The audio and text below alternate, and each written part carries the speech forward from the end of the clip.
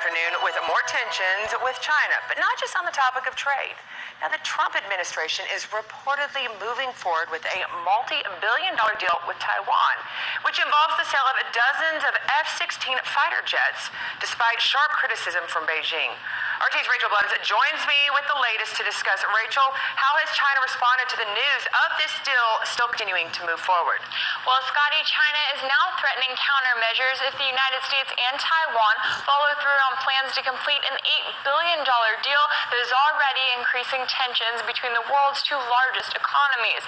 Reports are claiming the Trump administration has given the green light to move forward with the sale of 66 F-16 fighter jets to Taiwan, and they say that there was an informal notification that was given to Congress, which will be followed by a formal notification of the approved deal, which is expected within the next 30 days. Both Democrats and Republicans in the House and Senate have expressed support for the deal, and in a joint statement, the House Foreign Affairs Committee claimed it sends a strong message about U.S. commitment to security and democracy in the region. But while the deal may have support here in Washington, China sharply opposes it, and a spokesperson for China's foreign ministry argued that it violates past agreements between the U.S. and China. 中方近来多次 Recently, we have made solemn complaints with the U.S. on its planned sale of F-16V fighters to Taiwan. I want to stress once again that the U.S. arms sales to Taiwan seriously violate the One China principle and the three Sino-U.S. joint communiques, especially the provisions of the August 17th communique. It seriously interferes with China's internal affairs and undermines China's sovereignty and security interests. Beijing is arguing that the sale of arms and military equipment to Taiwan goes against Washington's diplomatic acknowledgement that Taiwan is part of China and that there is only one Chinese government, which dates back to 1972.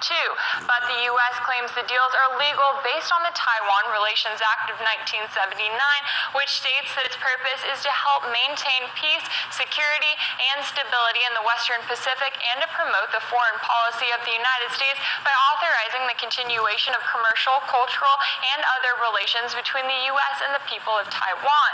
Because the wording of the legislation is rather broad, and because China has been so openly critical of it, the last U.S. president to authorize the sale of fighter jets to Taiwan was George H.W. Bush in 1992. However, the Trump administration has appeared to ignore all threats of escalation with China, as the news of this deal comes just weeks after the White House approved more than $2 billion in sales of tanks and equipment to Taiwan.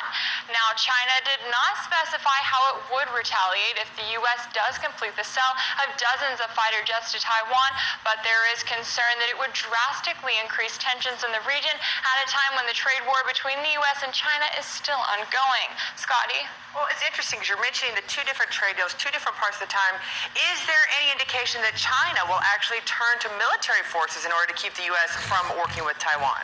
Well, we've seen China repeatedly speak out against these deals that are happening between the U.S. and Taiwan and repeatedly say that there will be consequences. But in terms of what those consequences are, they could be increased military drills near the Taiwan Strait, or they could even be sanctions against U.S. firms that are working as part of these deals. But in order for it to actually turn to military force, it looks like that's going to depend on if there are more deals that happen between the U.S. and Taiwan and exactly what Taiwan decides to do with all of those new weapons and equipment that they receive. Well, obviously, this is another continued conversation that the Chinese are having to have with the United States government. Let's hope that it ends in peace. Thank you, Rachel.